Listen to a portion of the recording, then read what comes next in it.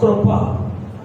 పర్వతములు తొలగిపోయిన యెషయా గ్రంథం 54వ అధ్యాయము 10వ వచనం మన యొక్క ధ్యానాంశము. ప్రభువును ప్రియమైన పిల్లరా, విడిచిపోని కృప. కనుకనే మనం ఎలాగున్నాం? సజీవ లెక్కలో సురక్షితంగా క్షేమంగా ఉన్నాం. మరి ఇంతవరకు సజీవ లెక్కలో సురక్షితంగా కాచి కాపాడు దేవునికి 2 చేతులు స్తోత్రం చేస్తాం. హల్లెలూయా, హల్లెలూయా. ప్రభువును ప్రియమైన దేవుని బిడ్డలారా, మరి యూట్యూబ్ ఛానల్ ద్వారా కూడా అనేక మంది స్వార్థ వింటూ ఎంతో మంది మనతో ఫోన్లో కాంటాక్ట్లో ఉంటున్నారు. మరి వారి కుటుంబాన్ని, సంఘ కుటుంబాన్ని దేవుడు దీవించి ఆశ్రయించిన దాకా. ఇక్కడ మనం యెషయా గ్రంథం 54:10 వచనం మనం చూసినట్లయితే, పర్వతములు తొలగిపోయినా, మెట్టలు తత్తరిల్లినా, నా కృప నిన్ను విడిచి. కదండి, తల్లిదండ్రులే, తోబుట్టులే, రక్త సంబంధులే అయిన వారే అందరూ విడిచిపెట్టేయచ్చు. భూకంపాలే వచ్చేయచ్చు, సునామీలే వచ్చేయచ్చు, వరదలే వచ్చేయచ్చు, కరోనా రావచ్చు. నీ ప్రక్కన 1000 మంది పడ్డా, కుడి పక్కని నా కృప నిన్ను. దేవునికి స్తోత్రం చెల్లిస్తాం. హల్లెలూయా. నా కృప నిన్ను. 3 మాటలు ధ్యానం చేస్తున్నాం. మొదటిగా నోవహు, యెహోవా కృప పొందిన వాడు. నోవహు కుటుంబం యెహోవా కృప పొందిన వారుగా ఉన్నారు గనుకనే జల ప్రళయము నుండి తప్పింపబడ్డారు, రక్షింపబడ్డారు. దేవునికి స్తోత్రం చెల్లిస్తాం. హల్లెలూయా. నోవహు కుటుంబాలు, మన కుటుంబాలు, బంధుమిత్రాదులు, సంఘస్థులు, మనమందరం కూడా నోవహు కుటుంబాలే కృప పొందిన వారుగా ఉన్నాము కనుకనే ఇంతవరకు మనం ఎలా ఉన్నామా అంటే సజీవ లెక్కలో ఉన్నాం. దేవునికి స్తోత్రం చెల్లిస్తాం. హల్లెలూయా. ఇందులో మన శక్తి, మన భక్తి, మన బలము. అప్పుడు ప్రభుత్వం వారు ఒక ఎలిజిబెట్ చేశారు. చికెన్ తినడం బంద్ చేసేసారు. చికెన్ తినడం బంద్ చేశారు కదండి. కేజీ 100కు 3 కేజీలు అన్నా కానీ ఎవరో కూడా పడలేదు. 100 రూపాయలు 3 కేజీలు అన్నా పడలేదు. ఎందుకు? చికెన్ వల్ల కూడా కరోనా. తర్వాత మినిస్టర్ అందరూ కాళ్ళు తింటూ ఏ కాళ్ళు? చికెన్ లెక్క తింటూ, అరే బాబు గుడ్లు తినండి, చికెన్ తినండి, ఏమవుతుంది? ఈ కరోనా వైరస్ ని ఎదుర్కొనే శక్తి వస్తుంది అన్న. ఇంకా మనోళ్ళందరూ ఎగబడ్డారు. 300 అయిపోయింది. వాస్తవం కదా, 300 రూపాయలు అయిపోయింది. మటన్ 1000 రూపాయలు అయిపోయింది. ఆ బలాన్ని బట్టి మనం క్షేమంగా ఆమె. హల్లెలూయా. ఏ రీతిగా అయితే ప్రభువును ప్రియమైన దేవుని బిడ్డలారా, నోవహు ఏ రీతిగా అయితే నోవహు కుటుంబము దేవుని దృష్టిలో కృప పొందిందో, ఆయన కృపాక్షేమం మనతో ఉన్నది కనుకనే మనం ఎలా ఉన్నాం? సురక్షితంగాను క్షేమంగా ఉన్నాం. దేవునికి స్తోత్రం చెల్లిద్దాం. హల్లెలూయా. రెండవదిగా నినెవె పట్టణస్థుల యందు దేవుడు కృప చూపించి కీడు చేయక ఆయన ఏం చేశాడంటే పశ్చాత్తాప. నినెవె పట్టణస్థుల యొక్క దోషం అంటే బహు ఘోరం అయిపోయిందంట. దాన్ని భరించలేనింత ఘోరం అనమాట. చూడండి, మీ పిల్లలు ఇంట్లో ఇద్దరు ఉంటారు, అత్తమాను కొట్టుకుంటా ఉంటారు. ఈ నిలిపిస్తే ఆమెలో కొట్టుకుంటా ఉంటారు. మా చుట్టుపక్కల కూడా కొన్ని కుటుంబాలు ఉన్నాయి. ఆ కొట్లాటలు మాకు వినపడతా ఉంటారు. ఈ పిల్లలు కొట్టుకుంటా ఉంటున్నప్పుడు, మీరు విడదీస్తా ఉంటున్నప్పుడు, ఎంత చెప్పినా వాళ్ళు విన్నప్పుడు మీ తల్లిదండ్రులు ఏమైనా తెలుసా? వీళ్ళతోటి నేను అది గట్టిగా చెప్పండి, వీళ్ళతోటి నేను పడలేకపోతున్నాను, ఏగలేకపోతున్నాను, భరించలేకపోతున్నాను. ఇలా హాస్టల్లో వేసిన వాళ్ళగా. ప్రభునందు ప్రియమైన దేవుని బిడ్డలారా, నినెవె పట్టణస్థుల యొక్క దోషం అంట దేవుడు భరించలేకపోయాడు. అయినప్పటికీ వారు కూడా కృపను పొందుకుని ఎవరు కూడా నశించుకోవడం రక్షింపబడ్డారు. దేవునికి మహిమ కలుగును గాక. 3వ మాట కూడా మనం ధ్యానం చేసుకున్నాం. అబ్రహాముని దేవుడు ఏం చేశాడంటే ఆశీర్వదించడం గల కారణం ఏంటంటే దేవుని యొక్క కృపను బట్టి దేవుడు అబ్రహాముని ఏం చేశాడంటే ఆశీర్వదించాడు. ఆ మాటలు ఎవరు చెప్తున్నారంటే అబ్రహాము సేవకుడైనటువంటి ఎలియాజరు గారు చెప్తున్నారు. 3 మాటలు మనం ధ్యానం చేసుకున్నాం. త్వరగా ప్రభువుని ప్రియమైన ఇంకొక 3 మాటల గురించి మనం ధ్యానం చేసుకుందాం. అనగా 4వ మాట కీర్తన గ్రంథము 25వ దావీదు కీర్తన 25వ దావీదు కీర్తన 7వ వచనం. నా బాల్య పాపములను నా అతిక్రమములను జ్ఞాపకము చేసుకొనకము. యెహోవా నీ కృపను బట్టి నీ దయ చొప్పున నన్ను జ్ఞాపకములో ఉంచుకొనుము. కీర్తనాకారుడు ప్రభుని వేడుకుంటున్నాడు. ప్రభుని ప్రియ దేవుని సంఘమా, నా బాల్య పాపములను నా అతిక్రమములను జ్ఞాపకము, నా బాల్య పాపములను నా అతిక్రమములను జ్ఞాపకము. నీతిమంతుడు లేడు, నీతిమంతుడు లేడు.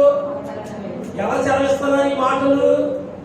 దేవుడు వాక్యం సెలవిస్తున్నా. నీతిమంతుడు లేడు, ఒక్కడైనా లేడు. దేవుడు వాక్యం సెలవిస్తా ఉంటే గొప్ప పరిశుద్ధులు గాను లేక నీతిమంతులు గాను నిజాయితీ కోరులు గాను మాట్లాడే ప్రజలు చాలా ఉంటారు కదండి. ఇంటింటి రామాయణం అని ప్రతి ఇంట్లో ఒక కథ ఉంటారు. ప్రతి ఇంట్లో తక్కువలు ఉంటాయి, ఎక్కువలు ఉంటాయి. ప్రతి ఇంట్లో సమస్యలు ఉంటాయి కదండి. ప్రతి ఇంట్లో పొరపాట్లు జరుగుతూ ఉంటాయి. కానీ మనం ఏం చేస్తామంటే మన పొరపాట్లు మనం కప్పుపుచ్చుకుంటాం, మన పిల్లల పొరపాట్లు మనం కప్పుపుచ్చుకుంటాం, భార్య భర్తల పొరపాట్లు కప్పుపుచ్చుకుంటాం. వేరే వాడి కుటుంబం పిల్లల వైపు, వేరే వాడి కుటుంబం భార్య భర్తల వైపు మనం ఏం చేస్తాం? నీతిమంతులమైనట్టు వేరెత్తి చూపెడతాం. నీతిమంతుడు లేడు ఒకడు. ఎవరిని కదిలించి ఏ ఒకరు నేరాలు, దోషాలు, ఘోరాలు, పాపాలు, అతిక్రమాలు అన్ని ఉన్నాయి. యేసుక్రీస్తు ఒక్కడే పరిశుద్ధుడు. ఆమేన్, హల్లెలూయా. ఏ మంచితనం మనలో లేదు. అయితే ప్రభు దగ్గర మనకు వచ్చినప్పుడు మన బాల్య పాపములు ఆజ్ఞాతికరమైన పాపము కనుక కదండి, మన అతిక్రమ క్రియలన్నింటిని కూడా మనం ఏం చేయాలంటే ప్రభు దగ్గరకు వచ్చి మనం ఏం చేయాలి తెలుసా? అని ఒప్పుకోవాలి. ఒప్పుకోవడమే కాదు, మనం వాటిని ఏం చేయాలంటే విడిచిపెట్టాలి. దేవుడు వాక్యం సెలవిస్తుందంటే తన అతిక్రమ క్రియలను దాచిపెట్టేవాడు వర్ధలను, వాటిని ఒప్పుకొని విడిచిపెట్టేవాడు కనికరము పొందును గాక. ఇక కీర్తనాకారుడు ప్రభుని వేడుకుంటున్నాడు. నా బాల్య పాపములను నా అతిక్రమములను జ్ఞాపకము. ఆయన జ్ఞాపకము చేసుకునేవాడు కాదండి, మనము జ్ఞాపకం చేసుకుంటా ఉంటాం. మనం జ్ఞాపకం చేసుకుంటా ఉంటాం. నేనే కదండి, నా చిత్తానుసారంగా నీ అతిక్రమాలను నేను తుడిచివేశాను. ఆయన తుడిచివేశాడు, కొట్టివేశాడు. ఆయన శిలువలో కాల్చిన రక్తము ద్వారా కడిగి పరిశుద్ధపరిచాడు. ఆయన మరలా వాటిని ఆ సంవత్సరంలో ఆ పని చేశాం, ఈ డ్యూటీలో ఈ పని చేశాం, ఆ కాలేజీలో ఈ పని చేశాం, ఆ పనికి వెళ్ళినప్పుడు ఈ పని చేశాం. నీ పుట్టు పూర్వతలు నాకు తెలియదు అని ఏసయ్య ఏమి మనల్ని జ్ఞాపకం చేసుకుని తెప్పేవాడు కాదని ఆయన మర్చిపోయే దేవుడు. స్త్రీ తన గర్భంలో పుట్టిన బిడ్డను కరుణింపకుండా మర్చునా? ఆమె మర్చును గాని నేను నిన్ను. ఆయన మనం మర్చిపోయే దేవుడు కాదు. మన పాపాలను ఆయన మర్చిపోతాడు, తుడిచేస్తాడు, పరిశుద్ధపరుస్తాడు. అందుచేత కీర్తనాకారుడు వేడుకుంటున్నాడు. నా బాల్య పాపములను నా అతిక్రమములను జ్ఞాపకము చేసుకొనకము.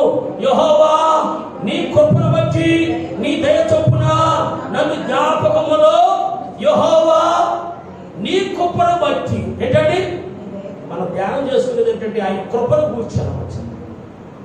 నీ కృపను బట్టి నీ దయ చొప్పున నన్ను జ్ఞాపకములో.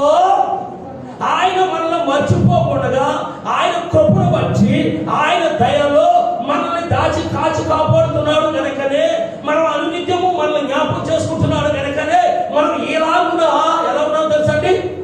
సురక్షితంగాను క్షేమంగాను ఉన్నాం. దేవునికి స్తోత్రం చెల్లిస్తూ హల్లెలూయా, హల్లెలూయా.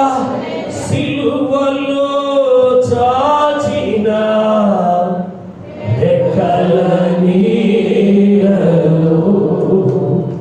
సిలువలో చాచిన రెక్కల నీడలో సురక్షితములను దాచితివా, సురక్షితములను దాచితివా. కరుణి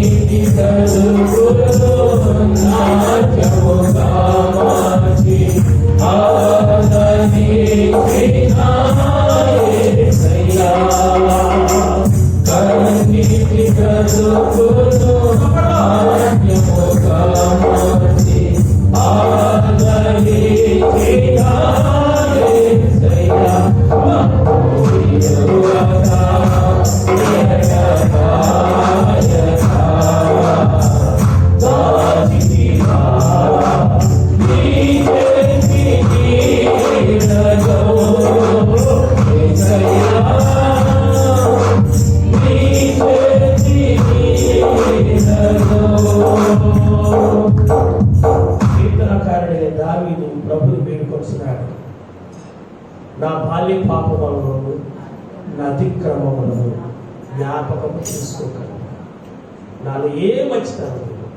నేను పాపుల్లో ఏవని సర్టిఫికెట్ లేదు కదండి, పాపుల్లో ఏవని సర్టిఫికెట్ లేదు. నాలో ఏ మంచితనమో లేదు, వాటిని జ్ఞాపకం చేసుకున్నాను.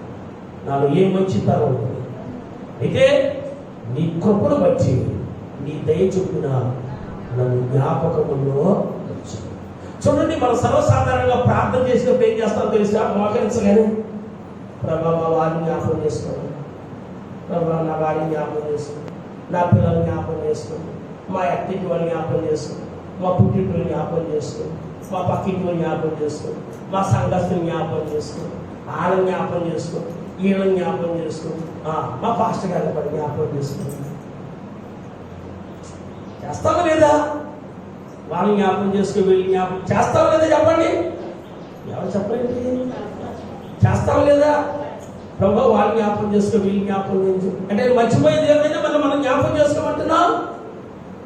ఆయన ముందే చెప్పాలి కదా, స్త్రీ తన గర్భం పుట్టిన బిడ్డను కరుణింపకుండా మనుషులు ఆమెన మనుషులు కానీ నేను నిన్ను చూడము, తన చెయ్యి చూపెడతాడు, చూడము నా అరచేతుల మీద మిమ్మల్ని మరి చెక్కుకున్న దేవుడు మనం ఎలా మర్చిపోతాడండి? ఆయనను మన సాక్షి నాకు జ్ఞాపకం పలుకుబలయ్యా, చెప్పుల మాట అయ్యా, జ్ఞాపకం చేసుకోరా, నా బిడ్డ జ్ఞాపకం చేసుకో.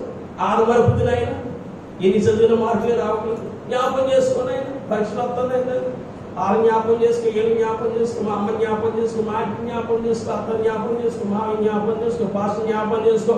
ఆయన మర్చిపోయే దేవుడు కాదండి. మనం నిత్యము ఆయన యొక్క మన ప్రాకారాలు ఆయన ఎదుటే ఉన్నాయి. దేవునికి స్తోత్రములు గాక. హల్లెలూయా. అయినప్పటికీ కీర్తనకారుడు అంటున్నాడు, నీ కృపను బట్టి నీ దయ చొప్పున నన్ను జ్ఞాపకములో, నువ్వు మర్చిపోతే నేను మన్నైపోతాను నాయనా, నన్ను జ్ఞాపకం చేసుకోండి. మనల్ని మర్చిపోకుండా ఇంతవరకు మనల్ని జ్ఞాపకం చేసుకుంటూ ఉన్నాడు కనుకనే ఈనాడు సజీవ లెక్కలు ఆయన సన్నిధిలోకి వచ్చి దేవుని స్తుతిస్తున్నాం. దేవునికి స్తోత్రం చెల్లిద్దాం. హల్లెలూయా, హల్లెలూయా. మొదటి సమూయేలు గ్రంథం 1వ అధ్యాయం 11వ వచనంలో హన్నా ప్రార్థన మనకి కనపడుతుంది. హన్నా ప్రార్థన మనకి కనపడతాయి. అక్కడ ఏమేమి ప్రార్థన చేస్తుందంటే, ప్రభువును ప్రియమైన దేవుని బిడ్డలారా, నన్ను మరువక జ్ఞాపకము, అక్కడ అంటే అది చక్కని మాట మనకు కనపడుతుంది. 10-11 వచనం మనకు కనపడతాయి. బహు దుఃఖాక్రాంతురాలే వచ్చి యెహోవా సన్నిధిలో ప్రార్థన చేయొచ్చు, బహుగా ఏడ్చుచు సైన్యములకు అధిపతి యెహోవా, నీ సేవకురాలైన నన్ను, నీ సేవకురాలైన నాకు కలిగిన శ్రమను చూచి, నీ సేవకురాలైన నాకు, నీ సేవకురాలను నన్ను మరువాక జ్ఞాపకము చేసుకో. నీ సేవకురాలైన నన్ను మరువాక జ్ఞాపకము చేసుకో. జ్ఞాపకం చేసుకుని ఏమంటారు తెలుసండి? నీ సేవకురాలైన నాకు మగ పిల్లను దయచేయి. నీ సేవకురాలైన నన్ను మరువాక నాకు ఒక మగ పిల్లవాడిని దయచేయి. మగ పిల్లవాడిని, ఆడపిల్లలు ఎందుకు వద్దంటారు? తల్లులుగా మీరు చెప్పండి, మీరు స్త్రీలే, కానీ స్త్రీలకి స్త్రీలే శత్రువులు. కొట్టినా పెట్టినా మగ పిల్లవాడే కావాలని కోరుకుంటారు. ఈ హన్నా ఏదో ఇంటిపేట నిలబడతాడో, లేకపోతే వారసుడు పుడతాడో, ఏదో వృతాప్యంలో ఏదో పోషిస్తాడో మగ పిల్లలు కోరుకోవట్లా. నా దేవునికి నేను సేవకుడిగా సమర్పించాలని మగ పిల్లలు కావాలని.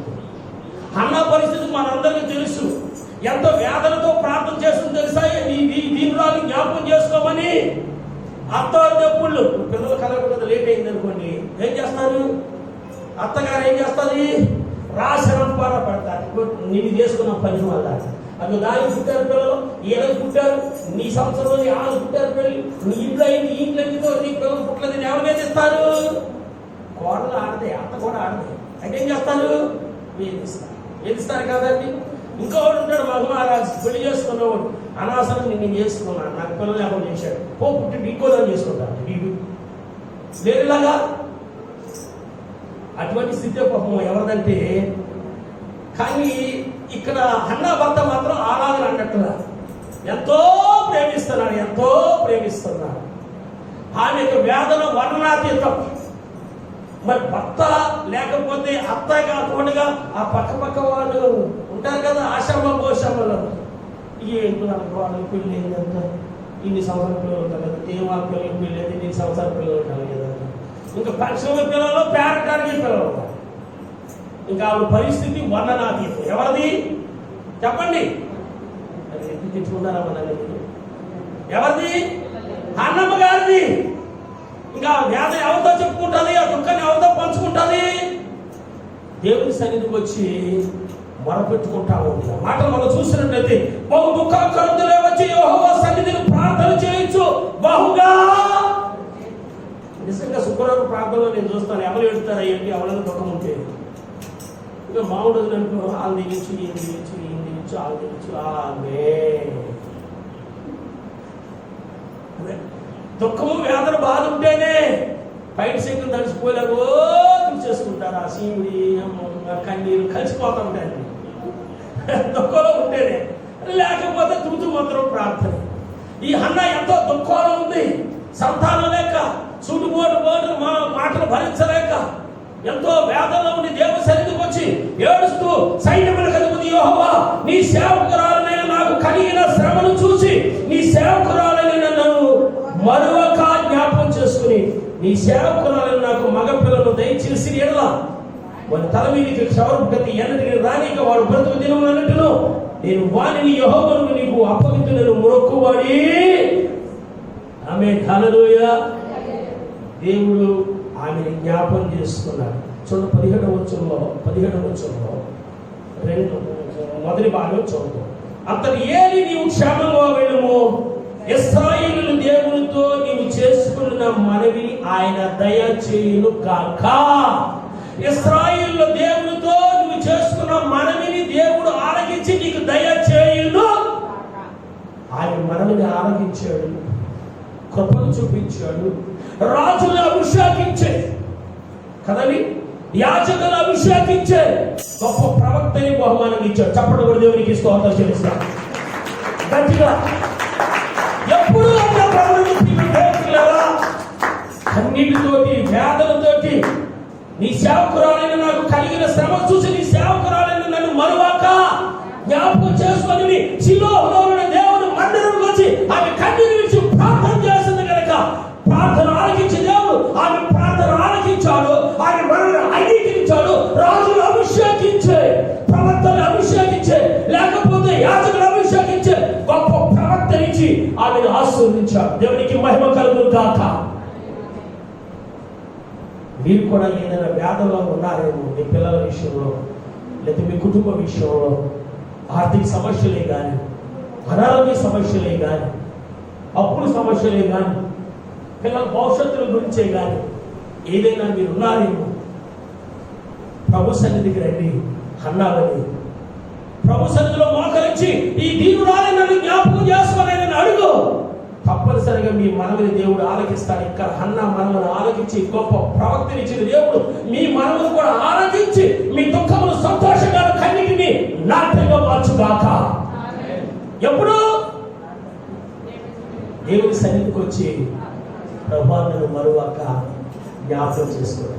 ఆమేన్, ఆమేన్, ఆమేన్. ఇది ఎంతో మంది ఉన్నారు. ఇంకొక వ్యక్తిని గురించి నేను చెప్తాను, శాంసన్ గురించి. మీకు అందరూ తెలిసిన విషయం. శాంసన్ న్యాయాధిపతుల గ్రంథంలో మనకు కనపడుతుంది ప్రభుత్వం కదండి.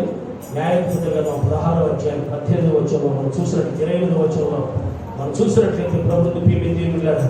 అక్కడ శాంసన్ గారి యొక్క పరిస్థితి బహుఘోరం అనమాట. బహుఘోరం ప్రభుత్వం దేవుళ్ళారు. న్యాయాధిపతుల గ్రంథం 16వ అధ్యాయం 28వ వచనం మనం చూసినట్లయితే అప్పుడు సంసోను యెహోవా ప్రభువా దయచేసి నన్ను జ్ఞాపకము చేసుకును. దేవా దయచేసి ఈసారి మాత్రమే నన్ను బలపరచును. నా 2 కన్నుల నిమిత్తం ఫిలిష్తీయులను ఒక్కవారే దండించి పగ తీర్చుకుందామని యెహోవాకు మొరపెట్టాను. శాంసన్ ఏ స్థితిలో ఉన్నాడో మనందరికీ తెలిసిన విషయమే. శాంసన్ అప్పటికి బంధించి ఆ శాంసన్ యొక్క ఏంటండి 2 కళ్ళు కూడా తోడేశాడు, 2 కళ్ళు కూడా తీసేశాడు. ఒకనొక సమయంలో శాంసన్ గారిని బంధించినప్పుడు యెహోవా అగ్ని దిగిరాగా ఆయన బంధించినటువంటి బంధకాలన్నీ కూడా మైనము వలె కరిగిపోయాయి. ఎప్పుడైతే ఆయన పాపంలో పడిపోయాడు, దేవుని ఆత్మను పోగొచ్చుకున్నాడు. తల వెంట్రుకలు గొరివేయబడ్డాయి, దేవుని ఆత్మను పోగొచ్చుకున్నాడు. ఎప్పుడైతే ఆయన ఉన్న శక్తిని పోయిందో, ఆయన తల వెంట్రుకలో ఉన్నటువంటి శక్తి పోయింది కనుక ఆ యొక్క కళ్ళను పీకేశాడు. గానుగా మీరు చూసారు, వీళ్ళు కట్టి ఆయన తిప్పుతూ వచ్చాడు. గాలికి ఘోరంగా ఆయన హింసించాడు, శిక్షించాడు. ఆఖరికి ప్రభుత్వం ప్రియమైన చివరిగా ఏం చేయబోతున్నారు అంటే చెప్పండి, వారు దేవతకి ఏం చేయబోతున్నారు? బలి ఇవ్వబోతున్నారు. దేవతకు బలి చేయబోతున్నారు. ఆ ఫిలిష్తీయులందరూ కూడా మందిరం అంతా నిండిపోయారు వేడుకలు చూస్తాకి. మనలందరినీ కూడా చంపినవాడు, మన పొలాలు తగలబెట్టినవాడు, మనం పాడు చేసినవాడు మనకు ప్రేమయ్యాడు, దొరికేశాడు అని వేడుకలు చేసుకుంటున్నారు, ఫెస్టివల్ చేసుకుంటున్నారు. కళ్ళు లేక కబోది లేక సంఖ్యల చేత బంధింపబడి ఉన్నారు, ఏమి చేయలేని నిస్సహాయ స్థితిలో ఉన్నారు కదండి. ప్రభువు ప్రార్థన చేస్తా ఉన్నారు. అక్కడ మనం చూసినట్లయితే అప్పుడు సంసోను, యెహోవా ప్రభువా దయచేసి నన్ను జ్ఞాపకము, నేను ఈ రీతిగా చనిపోతే నీ నామానికే అవమానం, నాలో ఏ మంచి తరము లేదు. పుట్టినప్పుడు చిన్నవారు అన్ని పాపాలని ఘోరాలు నేరాలు చేస్తా వచ్చాను. నీ కృపలో ఒకసారి నన్ను నీవు నీ దయలో రచనలు దయచేసి నన్ను జ్ఞాపకము చేసు అనగా దయచేసి జ్ఞాపకం చేసుకోవడం దాని ఉద్దేశం ఏంటంటే ఈ ఫిలిష్తీయులను సంహరించడానికి మరలా నీ శక్తిని నాకు ప్రసాదించు. ఆమేన్, హల్లెలూయా. ఇప్పుడు దేవుడు ఒక మాట అనుకోవచ్చు, ఏం సంవత్సరం ఎన్నోసార్లు హెచ్చరిక చేశాను, కానీ నీవు కామాతురత గలవాడే, నువ్వు పాపంలో పడిపోయి నీకున్నటువంటి శక్తిని పోగొట్టి ఇప్పుడు బందీకారంలో నీవు గాలిగోలు తిరుగాడుతూ నీ కన్నులు ఓడ వెరికేసుకుని ఇప్పుడు నీవు సంహరింపబడి స్థితిలో నేను నీకు జ్ఞాపకం వచ్చానా, నీకు తగిన శాస్త్రం జరుగుతుంది, చావు అనొచ్చు ఎవరు? దేవుడు. కానీ మన దేవుడు సిగ్గుపడేవాడు. దేవునికి స్తోత్రం చెల్లిస్తా. హల్లెలూయా, హల్లెలూయా. నీకు విరుద్ధంగా రూపింపబడిన ఏ ఆయుధమును వర్ధలదు. మరలా దేవుడు ఏం చేశాడు తెలుసా? శాంసోను జ్ఞాపకం చేసుకున్నాడు. మరలా తన పునరుత్థాన శక్తి చేత ఆయన నింపాడు. దేవునికి స్తోత్రం చెల్లిస్తా. హల్లెలూయా. ఈయనేమన్నాడంటే టాక్టిగాను, ఇదిగో ఈ మందిరానికి ఆధారంగా ఉన్నాయే, ఏంటి ఈ మందిరానికి ఆధారం ఏంటి? వాళ్ళ పిల్లల, ఈ పిల్లల్లో ఇదిగో ఈ మందిరానికి ఆధారంగా ఉన్నాయే, ఆ స్తంభాల దగ్గర తీసేయాలని పట్టుకుంటారు. కానీ వాళ్ళే అనుకున్నారని సరే ఏదో ఆసరగా పట్టుకుంటారు కాదు, తీసుకెళ్ళమంటారు. ఆ దగ్గరికి తీసుకెళ్ళిన తర్వాత ప్రభువును ప్రియమైన దేవుని పిల్లరా, ఎప్పుడైతే దేవుని ప్రార్థన చేసుకున్నాడో, దేవుని కృపలో జ్ఞాపకం చేసుకున్నాడు, మరలా ఏడంతలా ఆత్మని దైవజనుడికి దయచేశాడు. దయచేయగా ప్రభువును ప్రియమైన దేవుని పిల్లరా, ఆ గుడికి ఆధారంగా ఉన్నటువంటి 2 స్తంభాలను కూడా ఎప్పుడైతే ఆయన అటుకి నెట్టాడో, ఆ మందిరం అంతా కూడా ఏమైపోయిందంటే లోపలకు కూలిపోయింది. ఆ మందిరంలో ఉన్నటువంటి ఫిలిష్తీయులు అందరూ కూడా ఏమైపోయారంటే అందులోనే సజీవులుగా చనిపోయారు. అందులోనే సంసారం కూడా చనిపోయాడు.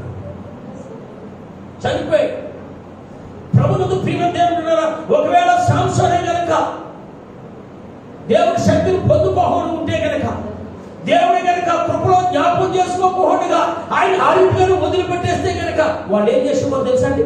ఏం చేసేవారు? దాని దగ్గరికి తీసుకెళ్ళి ఏం చేసేవారు? ఆ రీతిగా దేవుడికి బిడ్డ చనిపోవటం దేవుడికి ఇష్టము. జ్ఞాపకం చేసుకున్నాడు, తన పునరుత్థాన శక్తి చేత నింపాడు. దేవునికి స్తోత్రం చెల్లిస్తా. హల్లెలూయా.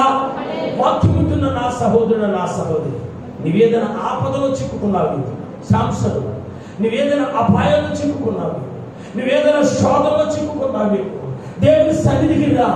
విరిగి నలిగిన మనసుతో దేవుని దగ్గరికి రా.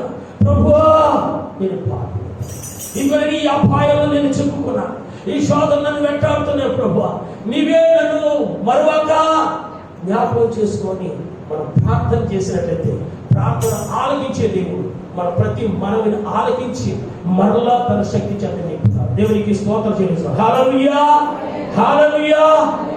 మనం 4వ మాట మనం ధ్యానం చేసుకున్నాం. నా బాల్య పాపములను ఎవరినండి, నా అతిక్రమములను జ్ఞాపకము చేసుకోక నీ కృపను వచ్చి నీ దయలో నన్ను జ్ఞాపకము చేసుకో. దేవునికి స్తోత్రం చెల్లిస్తాం. హల్లెలూయా. నిజంగా దావీదు ప్రతి మనవిని దేవుడు ఆలకించాడు.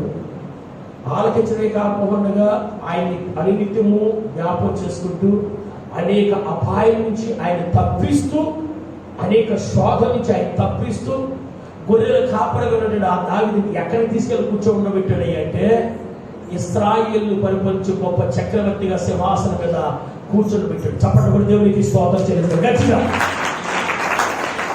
ప్రభువా మమ్మల్ని మరొక జ్ఞాపకం చేసుకో, ఈ దీనులైన మమ్మల్ని మరొక జ్ఞాపకం చేసుకో, మమ్మల్ని మా కుటుంబాన్ని ఆశీర్వదించు, మమ్మల్ని మా కుటుంబాన్ని దీవించు, మమ్మల్ని మా సంతానం హెచ్చించు. నువ్వు ఆశ్రయించినట్లయితే దేవుడు ఆశ్రయించి ఎక్కడైనా కొండపైకి ఎక్కించి ఓ ఉన్నతమైన స్థలాల్లో నిన్ను నీ సంతానం నుంచి మీ కన్నికి నాట్యంగాను మీ దుఃఖమును సంతోషంగా మారుస్తాడు. దేవునికి స్తోత్రం కలుగాక.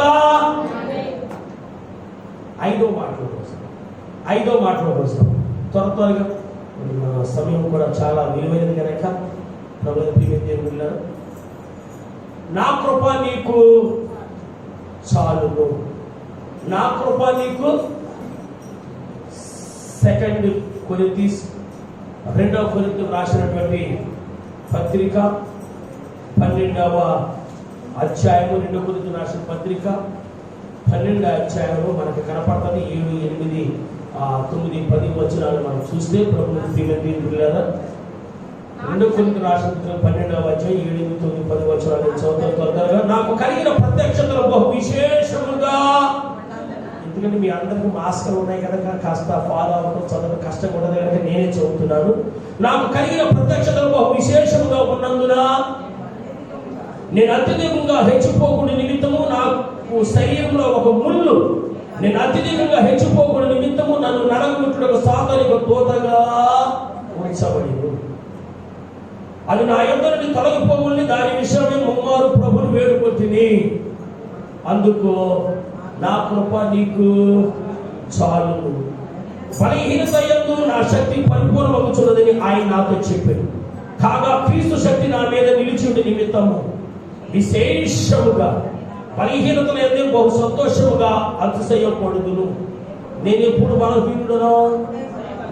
బలహీనుడనో అప్పుడే దేని బట్టి, యేసయ్య శక్తిని బట్టి, యేసయ్య నామాన్ని వచ్చి కనుక క్రీస్తు నిమిత్తం నాకు కలిగిన బలహీనతలలోను, నిందలలోను, ఇబ్బందులలోను, హింసలలోను, ఉపద్రవంలోను నేను మనం ఎప్పుడు సంతోషిస్తాం చెప్పండి? ఎవరో వచ్చి చెప్పారు, అక్క అక్క అక్క నీకు లాటరీలో ఫ్రిడ్జ్ తగిలిందంట. నువ్వు ఎప్పుడో కొన్నావంటే సీఎంఆర్లోను కోపల్ని పందులు ఏమంటే వేసావచ్చా, ఈ లాక్డౌన్ కానీ తీయదంట, తీశారంట. అందుచేత ఏంటంటే ఇప్పుడు లాక్డౌన్ ఎత్తేసిన తర్వాత పేరు తిట్టి మీదే వచ్చిందంట. అక్క నీకు ఏమొచ్చింది, ఏమొచ్చిందండి? అయ్యో ఫ్రిడ్జ్ వచ్చిందంట, నాకు ఫ్రిడ్జ్ వచ్చిందంట. నేను కొన్నది 100 రూపాయలే. కోపని పేమెంట్ వేసింది. సంతోషం. ఎప్పుడు మనకి ఏదైనా మేలు కలిగినప్పుడే మనకి సంతోషం. మనకి ఏదైనా దీవెనకరమైన కార్యాలు కలిగినప్పుడే. ఇక్కడ భక్తుడు అంటున్నాడు, క్రీస్తు నిమిత్తం నాకు కలిగిన బలహీనతలోను, క్రీస్తు నిమిత్తం నాకు కలిగిన బలహీనతలోను, నిందలలోను, ఇబ్బందులలోను, ఇంకేంటండి హింసలలోను, ఉపద్రవంలో, నేను నిందల్లోను, ఉపద్రవంలోను, బలహీనతల్లోను, కష్టాల్లోను, శ్రమంలోను, అన్నింటిలో క్రీస్తు నిమిత్తం నేను ఏం చేస్తానో తెలుసండి? సంతోషం. సరే, మనం ధ్యానం ఏంటంటే నా కృప నీకు. ఎప్పుడు అంటున్నాడు ఆయన? నిజంగా పౌలు గారు ఎన్నో వరాలు కలిగి ఉన్న వ్యక్తి, ఆయన నీడ పడితే స్వస్థత, ఆయన వస్త్రాలను తాకితే స్వస్థత కదండి. ప్రభుత్వ ప్రియమైన దేవుని బిడ్డలారా, అంత గొప్ప వరాలు కలిగినటువంటి దైవజనుడు మూడో ఆకాశానికి ఎక్కిపోయి తిరిగి వచ్చినటువంటి దేవుడు ఆ యొక్క దైవజనుడు ఆయనకున్న బలహీనతను బట్టి ముమ్మారు దేవుడు వేడుకుంటున్నాడు, ప్రభా నాకు ఈ బలహీనత నుంచి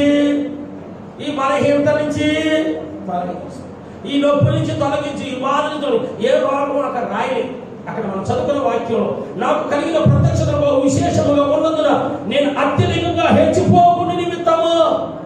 ఎందుకు ఆ యొక్క బలహీనతను దేవుడు అనుమతించాడంటే అత్యధికంగా ఆయన హెచ్చిపోకుండా నిమిత్తం ఒక ముళ్ళు లేక ఆయనకి సాతాను ముళ్ళు లేక దేవుడు ఏం చేశాడు, ఆ బలహీనతని అనుమతించాడు. ఎందుకు అనుమతించాడు అంటే ఈయన ప్రత్యక్షతను బట్టి, ఈయన కలిగినటువంటి వరాలను బట్టి అతిశయించకుండా కొరకు, అతిశయించి పడిపోకుండా నిమిత్తం ఒక ముళ్ళుగా దేవుడే అనుమతించాడు. దాని గురించి ముమ్మారు దేవుడికి ఏం చేస్తానండి, ఈయన ప్రార్థన చేస్తా ఉన్నాడు. ప్రభువు అంటున్నాడు, నా కృప ఈ కృప నాకు చాలును, ఈ కృప లేనిదే బ్రతుకలేను,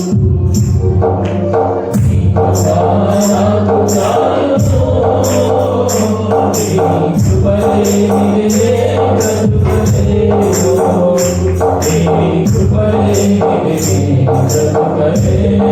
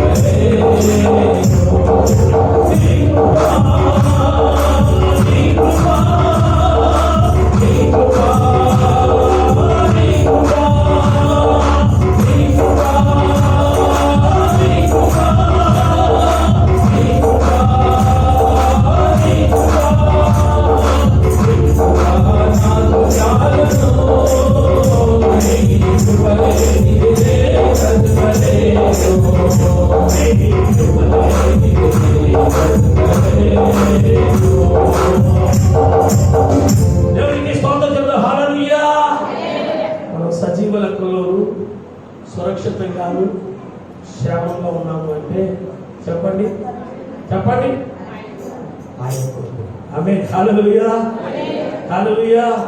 ఎవరు చెప్పగలరా? నా శక్తి, నా భక్తి, నా బలము ఆయన కృప వల్లే మనం సురక్షితంగా క్షేమంగా. కొన్ని మాటలు మొదటి కొరింథీయులకు రాసిన పత్రిక 10వ అధ్యాయం 13వ వచనంలో మనం చూసినట్లయితే ఒక మాట మనకు కనపడుతుందండి. సాధారణంగా మనుషులందరికీ కలిగే శోధన తప్ప మరి ఏది మీకు సంభవింపలేదు కదండి. సాధారణంగా మనుషులందరికీ కలుగు శోధన తప్ప మరి ఏది మీకు కదండి సంభవింపలేదు. దేవుడు నమ్మదగిన వాడు, మీరు సహింపగలిగినంతకంటే ఎక్కువగా ఆయన మిమ్మల్ని శోధింపబడనీయుడు. అంతేకాదు సహింపగలుగుటకు ఆయన శోధనలు కూడా తప్పించు మార్గాన్ని కూడా మీకు దయచేస్తారు. సర్వసాధారణంగా అందరికి వచ్చే బలహీనతలే మనకి ఏంటి చెప్పండి? అందరికి వచ్చే హెడ్ఆక్లే, అందరికి వచ్చే జలుబులే, అందరికి వచ్చే నడు నొప్పులే, అందరికి వచ్చే కాలు నొప్పులే, అందరికి వచ్చే కదండి ఆ దగ్గులు తుమ్ములు, అందరికి వచ్చే బలహీనతలు సర్వసాధారణంగా వస్తూ ఉంటాయి. కొంతమంది దాన్ని ఏం చేస్తారంటే ఎక్కువగా పోతత్వం చూస్తారు. అమ్మో నాకేదో వచ్చేసింది, అమ్మో నాకేదో వచ్చేసింది. ఏంటి ఇంట్లో ఎవరు కూడా మనశ్శాంతి లేకుండా చేస్తారు. సాధారణంగా మనుషులందరికీ వచ్చేవి మనకే వస్తూ ఉన్నాయి.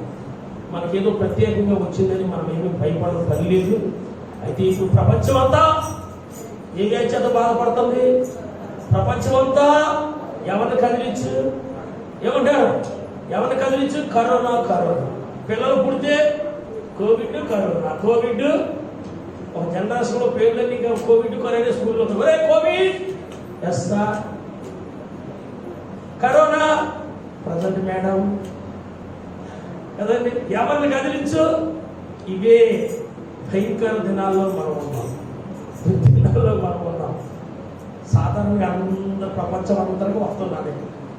దాని గురించి మనం ఏమీ భయపడాల్సినటువంటి పని. ఎందుకంటే ఆయన కృప మనతో ఉంది కనుక. దేవునికి మహిమ కలుగును గాక. హల్లెలూయా, హల్లెలూయా. అదే మొదటి కొరింథీయుల రాసిన పత్రిక 15వ అధ్యాయం 10వ వచనంలో ఏమంటాడు? ఆయనను నేనేమై ఉన్నానో అది దేవుని కృప వల్లనే. మొదటి కొరింథీయుల 15:10 మనం చూస్తుంటే ఆయనను నేనేమై ఉన్నానో అది దేవుని కృప వల్ల కదండి. పౌలు గారు అంటున్నారు నేనేమై ఉన్నాను చెప్పండి. నేనేమై ఉన్నాను?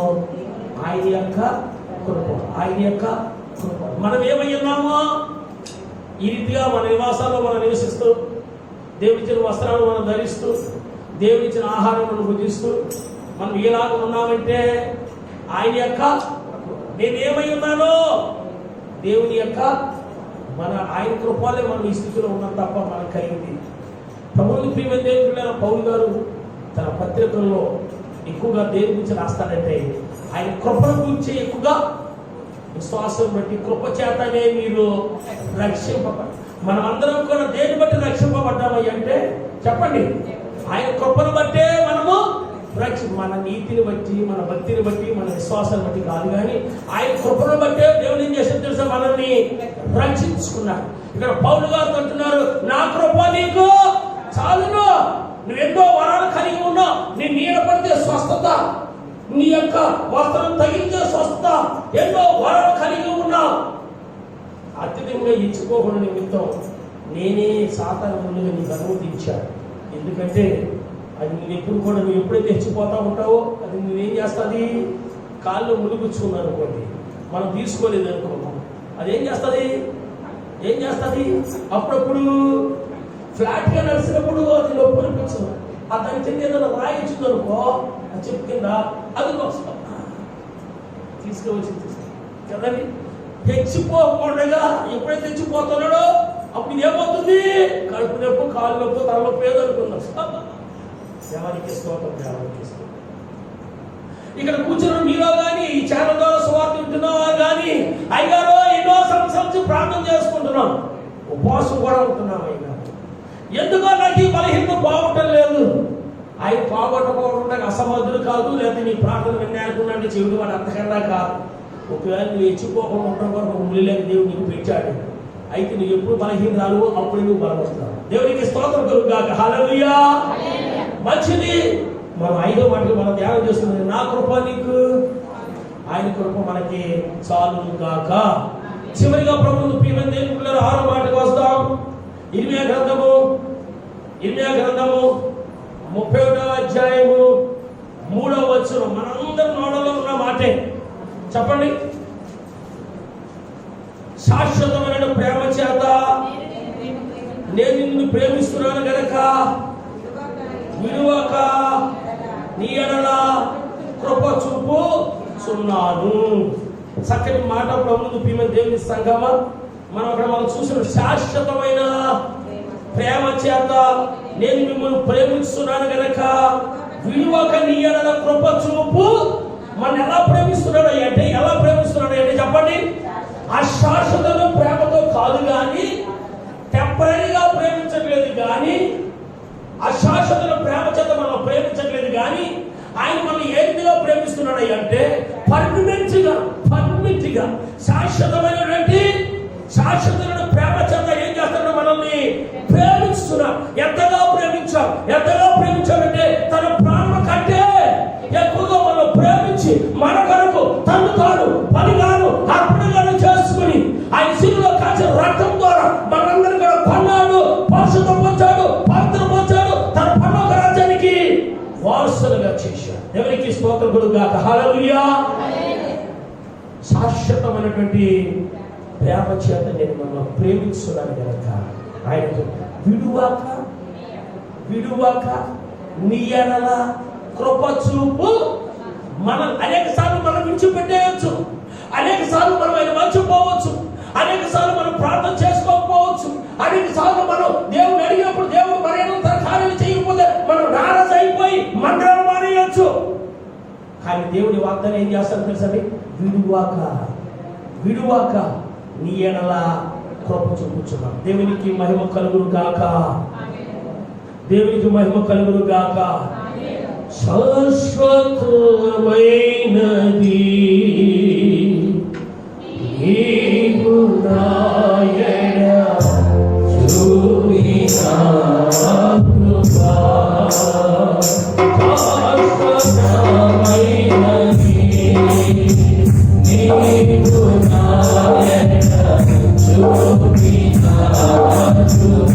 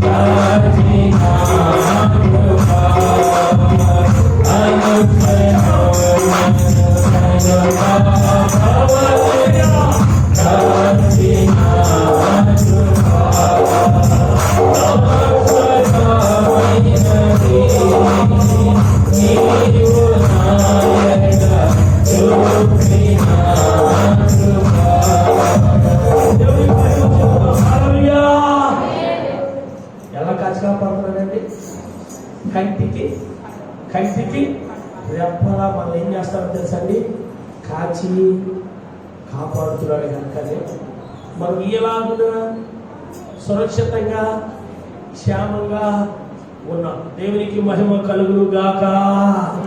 ఇక్కడ మనం చదువుతున్న వాక్యం చూసినట్లయితే శాశ్వత ప్రేమతో నేను నిన్ను ప్రేమిస్తున్నాను కనుక విడువాక. మార్చడం విడువాక మన ధ్యానం ఏంటంటే విడిచిపోని విడువాక నీ ఎడల కృప చూపించున్నాను. కీర్తన గ్రంథము 33 కీర్తన 33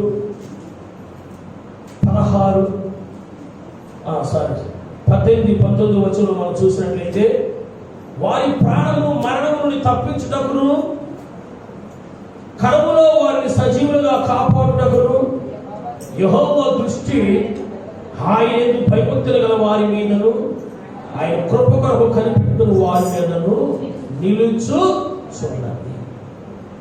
కరువులో వారిని సజీవులుగా కాపాడటానికి, మరణము నుండి వారి ప్రాణాన్ని తప్పించడానికి ఎవరి మీద ఆయన కనుదృష్టి ఉంటుంది అంటే ఎవరైతే ఆయన యందు భయభక్తులు కలిగి జీవిస్తారో, ఎవరైతే ఆయన కృప కొరకు కనిపెడతారో కదండి, వారి మీదే ఆయన దృష్టి అంట నిలుస్తారు.